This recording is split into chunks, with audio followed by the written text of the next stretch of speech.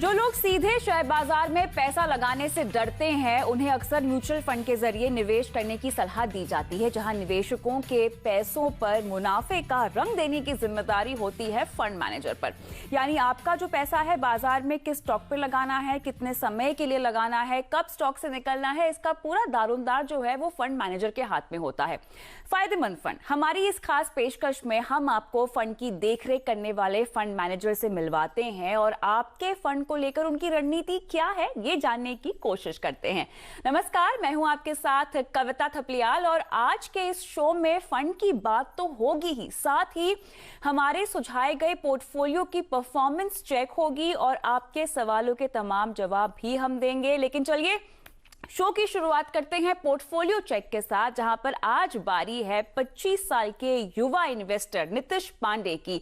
इनको जो पोर्टफोलियो हमने रेकमेंड किया है इनके लक्ष्य के मुताबिक किया है। इनका लक्ष्य क्या है? 5 करोड़ रुपए जमा करना, ये इनका आर्थिक लक्ष्य है और इतनी कम उम्र में निवेश की जो रणनीति इन्होंने शुरू की है वो इसी लक्ष्य के लिए की है। तो चलिए इनसे रूबरू हो जाते हैं। पहले चलिए इनके फंड्स पर डालते हैं नजर, जहां पर हमने इनको बहुत ही एग्रेसिव इक्विटी पोर्टफोलियो रेकमेंड किया है, क्योंकि ये युवा भी हैं। ये निवेश तो कर रहे हैं 10,000 रुपए हर महीना एसआईपी के जरिए, लेकिन इनके पास काफी लंबी अवधि है और इसी लिहाज से हमने इनको कंप्लीट इक्विटी अप्रोच भी सजेस्ट की है। यूटीआई इक्विटी है इनके पोर्टफोलियो में, एक्सिस ब्लू चिप है, एमयूएसएल मिड कैप 30 है और एक्सिस लॉन्ग टर्म इक्विटी है टैक्स बचत के लिहाज से। लेकिन आप देखिए जनवरी से लेकर अब तक अगर हम इस पोर्टफोलियो में देखें तो कुल मिला के अगर आप यूटीआई इक्विटी की खासतौर से परफॉर्मेंस देखें तो लगभग 14.5% की परफॉर्मेंस यहां दिखाई दे रही है। उसके बाद एक्सिस लॉन्ग टर्म इक्विटी में अगर हम देखें तो 5.25% और एमयूएसएल मिड कैप में भी लगभग 5.6% की परफॉर्मेंस से ये आगे है। एक्सिस ब्लू चिप में आप देख सकते हैं 7.25% की परफॉर्मेंस दिखाई दे रही है। कमोवेश यहां पर बाजार में जितनी भी हमने रिकवरी देखी है उसका इनके पोर्टफोलियो पर असर होता हुआ दिखाई दे रहा है। एवरेज निकाले तो इनका पोर्टफोलियो अब तक 8 से 10% जो है वो कमा चुका है जनवरी से लेकर अब तक की अगर हम बात करें तो।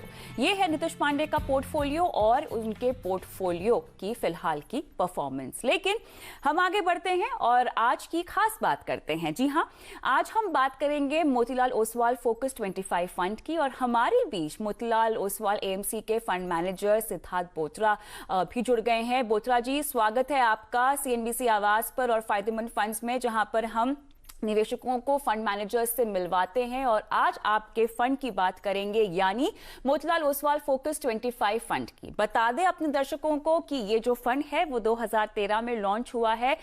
मोटे तौर पे अगर आप समझना चाहें तो ये फोकस कैटेगरी में एक लार्ज कैप फंड है। मिनिमम निवेश 500 रुपए का आप इसमें कर सकते हैं और खास बात यह है कि अगर आपने इस फंड में एसआईपी के जरिए निवेश किया होता, यानी 5 साल पहले अगर आपने शुरुआत की होती निवेश की, हर महीना आप लगाते 10,000 रुपए एसआईपी के जरिए, तो अभी तक लगभग 7,30,000 रुपए के आसपास आप जमा कर चुके होते।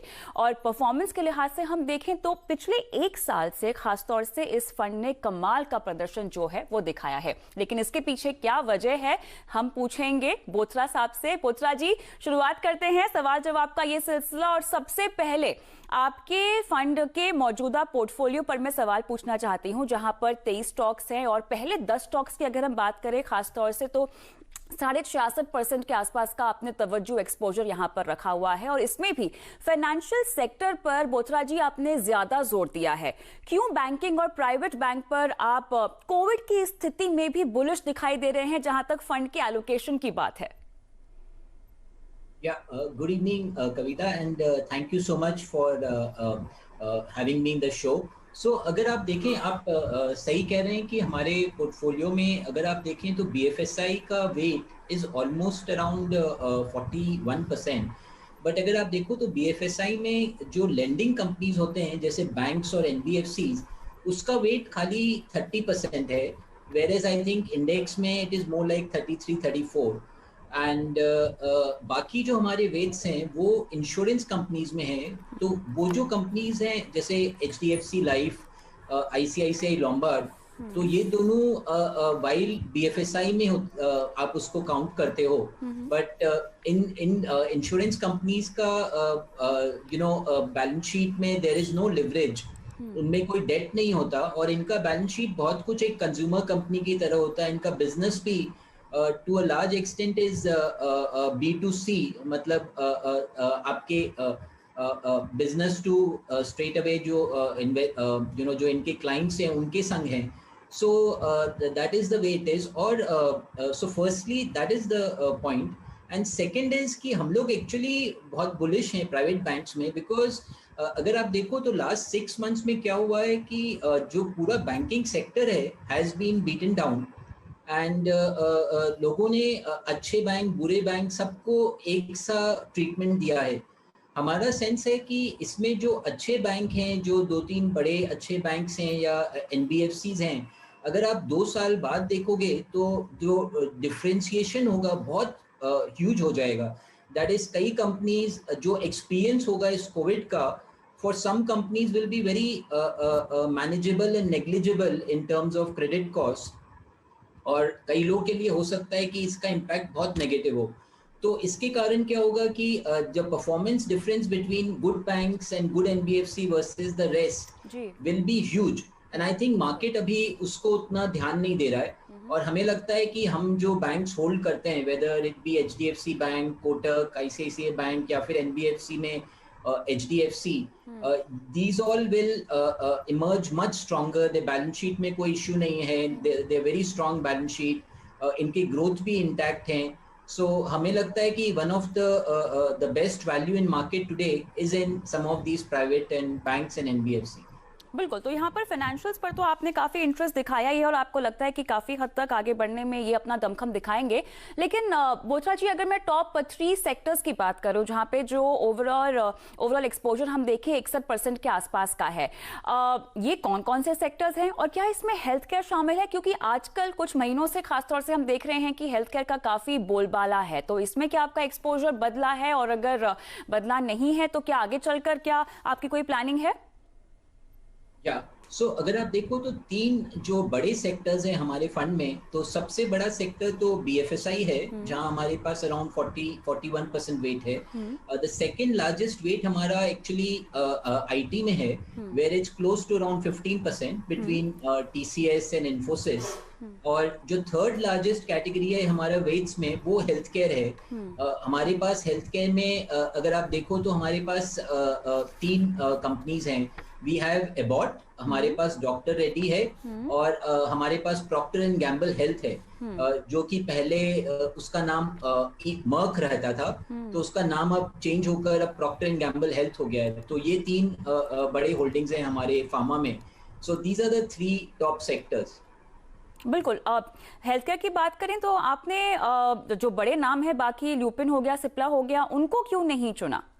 कोई खास वजह? हाँ, सो आपका क्वेश्चन सही पूछ रहे हैं. सो बेसिकली क्या है कि हमारे फंड में हम केवल 20 या 21 स्टॉक ही ले सकते हैं. सो हमारा कोशिश रहता है कि हर सेक्टर में जो ओवर 3 ईयर 5 ईयर हमें लगता है कि one of the best performing और जो सबसे आउटस्टैंडिंग कंपनीज हैं, we typically try and buy those companies. और हमारे पास हर सेक्टर में ऐसे फिर 2-3 ही कंपनीज रहते हैं. जैसे मैंने आपको कहा कि फार्मा में हमारे पास 3 ही कंपनी हैं, डॉक्टर रेड्डी, और उसके बाद अगर आप देखो तो Abbott and Procter and Gamble Health.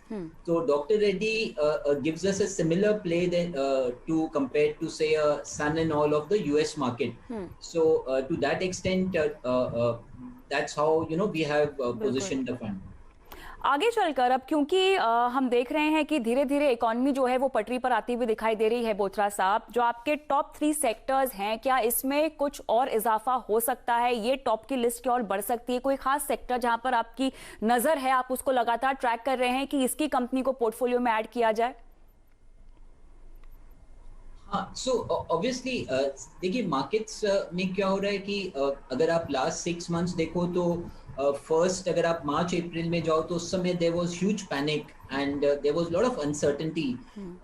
So as the market, as the environment becomes clearer और ये कोविड के इश्यूज थोड़े रिजॉल्व हो जाएंगे, हमें लगता है कि नॉर्मलसी आएगा. तो नॉर्मली क्या होता है, किसी भी फंड में आप एक ऑफेंसिव और डिफेंसिव दोनों तरह के स्टॉक्स रखते हो, ताकि व्हेन आई से डिफेंसिव, तो डिफेंसिव में essential segments, essential goods, essential services, इस तरह के रहते हैं. or sometimes on the offensive, what I mean is which are very highly levered to economy. That is उनका performance economy के ऊपर बहुत depend करता है, because बिल्कुल। on their own they cannot do well. I mean, they need the economy to do well. So आपका question का if I have understood well, then what will happen is, as the as the environment improves, the COVID is behind us, and the economy actually starts picking up steam, maybe we'll have more economy linked some of the discretionaries or more the economy linked stocks. अभी हमारा weightage in economy linked or some of these stocks which I mentioned is more like 20%. But as we move forward, as scenario improves, maybe some of these stocks could we could look to increase weight. बिल्कुल, तो यहाँ पर portfolio में आगे चलकर आप स्थिति को देखकर बदलाव तो करेंगे ही, उम्मीद भी आपसे यही की जाती है क्योंकि आप फंड मैनेजर हैं। लेकिन चलिए थोड़ा सा परफॉर्मेंस पर बात करते हैं। वैसे तो इस तरह के फंड्स को अगर आप निवेश के लिए पोर्टफोलियो में शामिल कर रहे हैं बोथरा जी, तो मिनिमम 5 साल का तो नजरिया होना ही चाहिए। लेकिन इस फंड की मैं खासतौर से 1 साल की जो परफॉर्मेंस है ना, उसके बारे में आपसे सवाल करना चाहती हूँ क्योंकि परफॉर्मेंस बेहतरीन है। टर्नओवर रेशियो की बात करें, लगभग 60% के आसपास बताया जा रहा है। क्या ऐसे बदलाव किए आपने कि कोविड जैसे माहौल में भी पोर्टफोलियो जो है वो शफल करने की हिम्मत आपने दिखाई सबसे पहले तो, और क्या टर्नओवर रेशियो एवरेज है या कोविड की वजह से बड़ा है?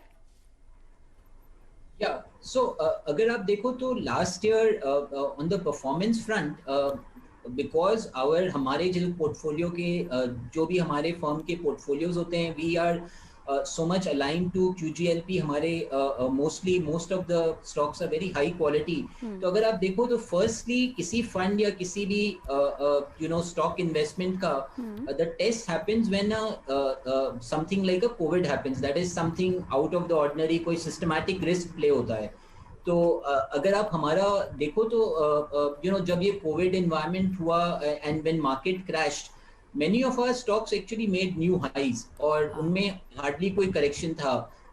So we had almost like 12% alpha in the last year, largely boosted because हमारा down capture बहुत अच्छा था। जब COVID और में markets was cracking, we didn't fall so much. And so that is, I think, what is leading to this 1 year good performance. Whereas a lot of the other stocks or portfolios corrected sharply in the COVID environment, हमारे stocks जैसे अगर आप Abbott देखो we used to have Avenue and couple of other stocks, they were almost like 5-10% below only, whereas market had fallen 30-40%. जो turnover, so this is point one. आपका जो second point है on turnover ratio, अगर आप turnover ratio देखें तो हमारा historically turnover ratio has been more like 40% के around. This year it has gone up because you're right, some changes we did, like we added Reliance. So Reliance alone was like a 8-10% weight, and so I think that stock alone would have led to some increase in turnover ratio. Otherwise, investors who are looking to invest in our fund, they should always remember that in ours is हमारा fund जो है is more like a buy and hold strategy fund. So in terms of expectations, you should expect very low turnover. So अगर आप industry average देखो तो turnover I think is more like 80 plus. So we have always been significantly lower. Even at 60 we are much lower than the industry average today. But हमारा effort यही रहता है कि हम turnover इससे भी कम रखें ताकि हमारा चर्न और बहुत कम हो पोर्टफोलियो में। बिल्कुल, बाय एंड सिट टाइट, ये तो मेरे ख्याल से आपकी फिलॉसफी में से एक है। इन्वेस्टर ट्रेंड्स की बात करते हैं बोथरा साहब, जहां पे लगातार हम देख रहे हैं जो विड्रॉल्स है, जो निकासी है, निवेशक जो कर रहे हैं उसमें इजाफा हुआ है। साफ तौर से निवेशकों का डर ये बताता है। आप पर किस तरह का इम्पैक्ट इस पर पड़ा है? साथ ही अगर मैं पूछना चाहूँ कि कैश लेवल्स की स्थिति कैसी है, निकासी को लेकर क्या इसका इम्पैक्ट आप पर पड़ा है, इसके बारे में जानकारी दें। Right. So your first question was on what has been the impact on any retail because of COVID, any fund withdrawal and so on. So अगर आप हमारा fund देखो तो it's been very steady even in the COVID months of April, May, the most impacted months I meant by COVID.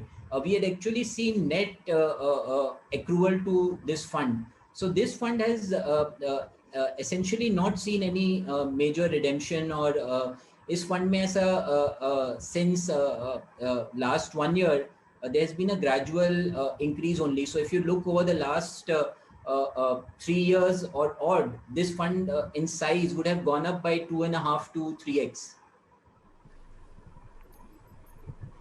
बिल्कुल, आगे बढ़ते हैं। Large cap category की अगर मैं बात करूं बोथरा जी, बेंचमार्क के लिहाज से अगर देखा जाए तो लार्ज कैप फंड बेंचमार्क को फिलहाल बीट करने में थोड़े से असमर्थ दिखाई दे रहे हैं और काफी हद तक निवेशकों का रुझान इस वक्त हमें दिखाई दे रहा है जो कि इंडेक्स फंड की ओर जा रहा है।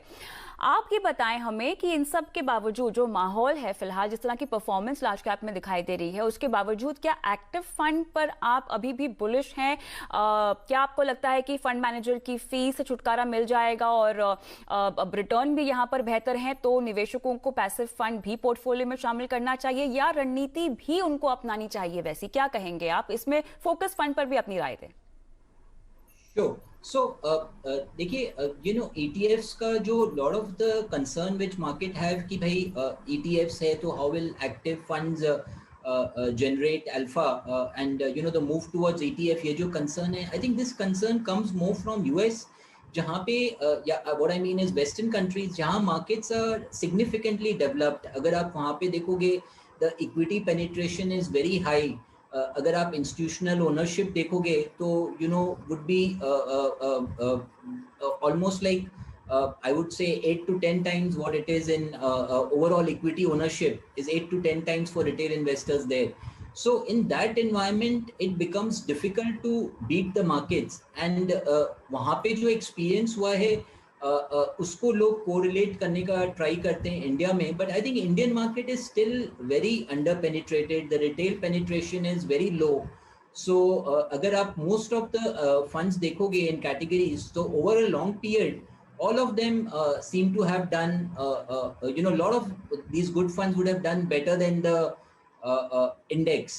So I think Indian markets mein my sense is that a well run fund with a good with a steady philosophy and if you are able to maintain a particular style of investing over cycles, can definitely do much better than the index.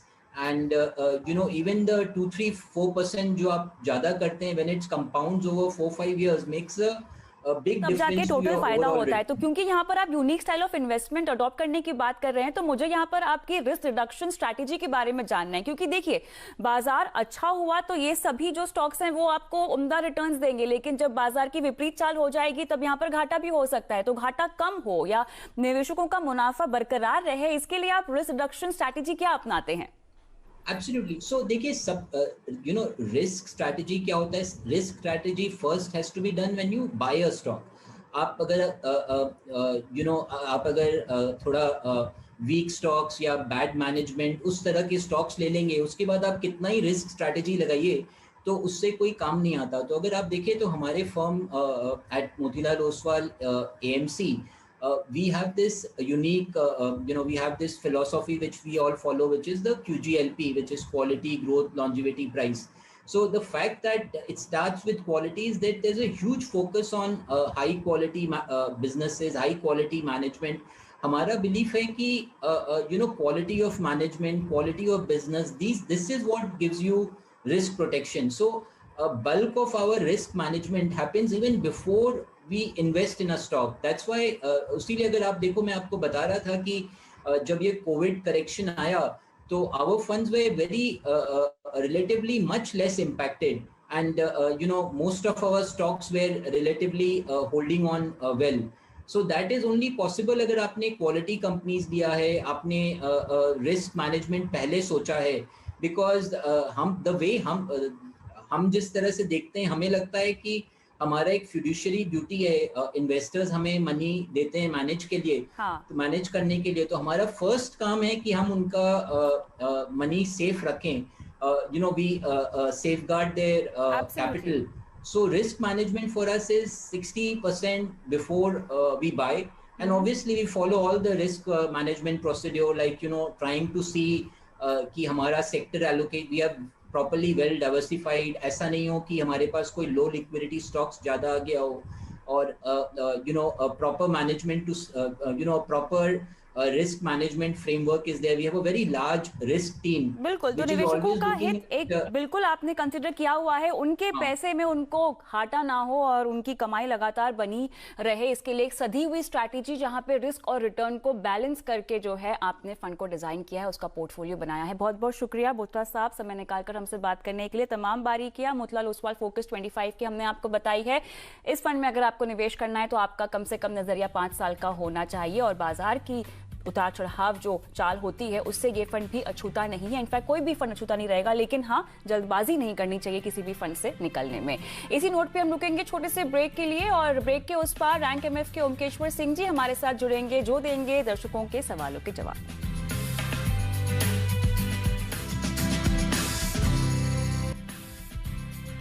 आप देख रहे हैं फायदेमंद funds और चलिए अब show की शुरुआत करेंगे जहां पे आपके तमाम सवाल लेंगे हम और हमारे साथ जुड़ रहे हैं रैंक एमएफ के सीईओ ओमकेश्वर सिंह जी। स्वागत है आपका ओमकेश्वर जी, और सवालों का रैपिड फायर आपके लिए रेडी रखा है हमने, जहां पर हमारे पहले दर्शक लातूर से तानाजी भालेराव जुड़ रहे हैं। नमस्कार तानाजी, कैसे हैं आप?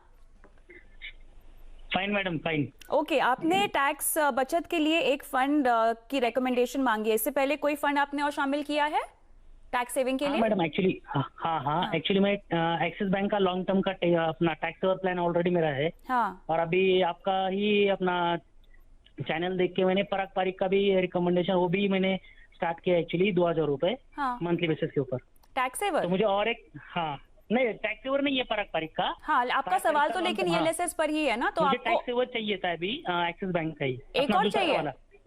एक और चाहिए मैडम। चलिए ओमकेश्वर जी, 2 ईएलएसएस तो रख ही सकते हैं पोर्टफोलियो में, लेकिन कौन सा रेकमेंड करेंगे आप? जी कविता जी, तो एक्सिस लॉन्ग टर्म अच्छा है, उसके साथ में कैनरा रेबको इक्विटी टैक्स सेवर लेंगे तो वो काफी अच्छा फंड है, तो ये 2 रख सकते हैं ईएलएसएस। चलिए आगे बढ़ते हैं जल्दी से। जयपुर से राजेश यादव जी फोन लाइन पर है मेरे साथ। चलिए इनका फोन कट गया है। आप हेलो राजेश जी। हेलो। चलिए, इनकी उम्र 56 साल है, सवाल ले लेंगे और रिटायरमेंट के काफी नजदीक हैं ये। 4 से 5 साल के लिए सेक्टोरियल फंड जानना है। देखिए इनकी ये रिटायर होने वाले हैं, मैं ऐसे अज्यूम कर रही हूँ कि इन्होंने अपनी रिस्क उठाने की क्षमता देख ली हो, भाप ली हो, उसके बाद ही ये सेक्टोरियल एक्सपोजर अपने पोर्टफोलियो में चाहते हैं। बहरहाल हमारे पास पूरी डिटेल्स तो नहीं है, आप क्या रेकमेंड करेंगे इनको ओमकेश्वर जी? जी कविता जी, तो इनका प्रोफाइल देखते हुए, एज प्रोफाइल देखते हुए सेक्टोरल काफी ज्यादा रिस्की हो जाएगा। एग्जैक्टली। हाँ, तो उसलिए बेटर ये रहेगा कि वो ग्रोथ के साथ थोड़ा सा ये आगे चलेंगे तो हाइब्रिड कैटेगरी इनके लिए बेटर है। तो एक उसमें वो कैनरा रेबको इक्विटी हाइब्रिड ले सकते हैं जिसमें कि प्राइवेट बैंकिंग, आईटी और फार्मा का अच्छा एक्सपोजर है, और दूसरा वो यूनियन बैलेंस एडवांटेज ले सकते हैं। तो ये 2 हाइब्रिड मिलेगा, एक बैलेंस एडवांटेज और एक एग्रेसिव, इससे इनका अच्छा रहेगा। ऑलराइट, तो यहाँ पर हमारे पास क्योंकि पोर्टफोलियो की पूरी डिटेल्स नहीं है, हम नहीं जानते कि उनके पास इन कैटेगरी कितने फंड्स हैं, लेकिन अगर आपके पास इन कैटेगरी के ही फंड्स है तो हो सकता है कि आप उन्हीं में अपना एक्सपोजर बढ़ा सकते हैं। और सेक्टोरल एक्सपोजर के लिए आप अपना सवाल हमें तमाम डिटेल्स के साथ एक बार फिर से भेजिए, क्योंकि आप रिटायरमेंट के काफी क्लोज हैं, हम आपको ऐसे ही सेक्टोरल फंड रिकमेंड नहीं कर सकते। बहुत बहुत शुक्रिया ओमकेश्वर जी तमाम सवालों के जवाब आज देने का, और फायदेमंद फंड्स में मुझे भी इजाजत दें, लेकिन याद रखें सोमवार और बुधवार शाम 4:30 बजे हम आपको मिलते हैं ट्विटर पर और फेसबुक पर ऑनलाइन, जहां पे आपके तमाम सवालों के जवाब हम देते हैं।